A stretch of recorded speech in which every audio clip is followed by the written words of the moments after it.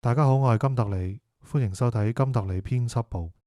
之前我有一集詳細講過，港人鄧龍威喺菲律賓被控藏毒之後被判終身監禁，到依家已經坐咗25年監，最快都要2030年之後先有機會獲假釋。不過最近菲律賓新修訂咗良好行為扣減刑期嘅計算方法，鄧龍威有機會即刻就可以被釋放。我自己一直都覺得鄧龍威係被冤枉嘅。佢喺2000年俾菲律賓警方拉咗，未審就先扣押10年，直到2011年先正式判刑，根本完全唔合理。好大機會係菲律賓啲警察想拖時間，等鄧龍威佢哋交贖金，自己中飽私囊。當然，亦有好多人覺得鄧龍威根本唔係啲咩好人，曾經隱瞞入境記錄，可能身有屎。一個正常人點會無啦啦俾人冤枉啊？不過點樣都好，佢喺菲律賓呢個地方已經坐咗25年。寶馬山雙屍案，有份姦殺2名外籍人士嘅尹三龍，坐咗30年就可以假釋。2000年入境事務大樓縱火案，搞到2死50傷嗰個施君龍，都只係判誤殺坐8年監。鄧龍威藏毒案，佢有罪冇罪都好，受咗25年都應該夠皮啦啩。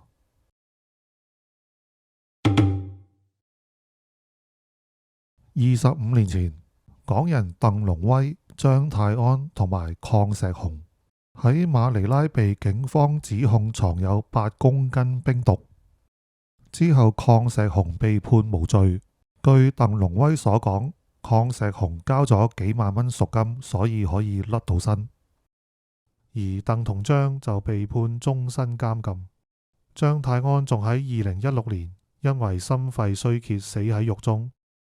鄧龍威多年嚟一直堅持自己清白，唔肯交贖金，仲透過手機上 Facebook 同打電話上網台講自己嘅情況。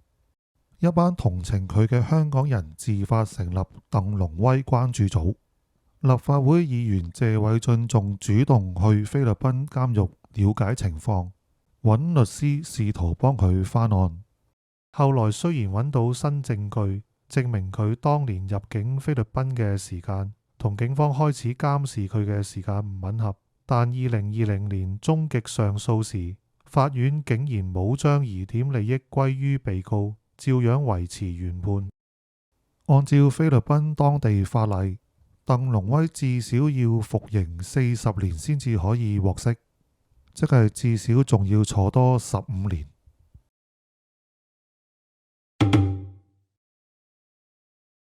菲律賓喺2024年12月修訂咗良好行為扣減刑期嘅計算方法，終身監禁囚犯只要坐夠21年半就可以出獄。咁即係話鄧龍威理論上已經刑滿，隨時可以放返出嚟。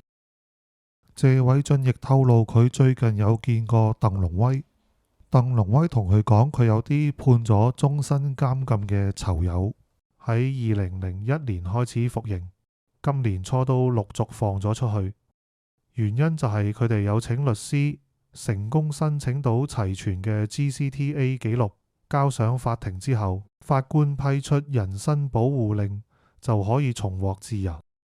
但係由於鄧龍威曾經輾轉喺當地多個拘留所同埋監獄服刑，監獄管理機構竟然遺失咗佢嘅 GCTA 記錄。依家係互聯網同電腦嘅世界，咁重要嘅記錄竟然都可以遺失咗，可見菲律賓嘅司法制度係有幾咁粗疏。依家謝偉俊聯同鄧龍威事件關注組幫佢揾當地熟悉人身保護令程序嘅律師，申請完整嘅 GCTA 記錄。如果成功，鄧龍威就有望結束呢場長達25年嘅冤獄。謝偉俊仲透露，其實被困喺菲律賓嘅港人唔止鄧龍威一個，早前仲有一個港人服刑完畢之後，因為證件唔見咗，搞到滯留當地，後嚟揾佢幫手，佢同香港入境處聯絡，最後都成功幫對方攞到臨時簽證返香港。不過鄧龍威曾經出過2本書，去披露菲律賓監獄嘅黑幕同埋腐敗。獄方會唔會因此認為鄧龍威唔符合良好行為嘅定義呢？我就真係唔知啦。不過都希望佢可以早日返出嚟，返到香港同屋企人團聚啦。好啦，今集嘅內容就先講到呢度，歡迎留言討論，我哋下次再見，拜拜。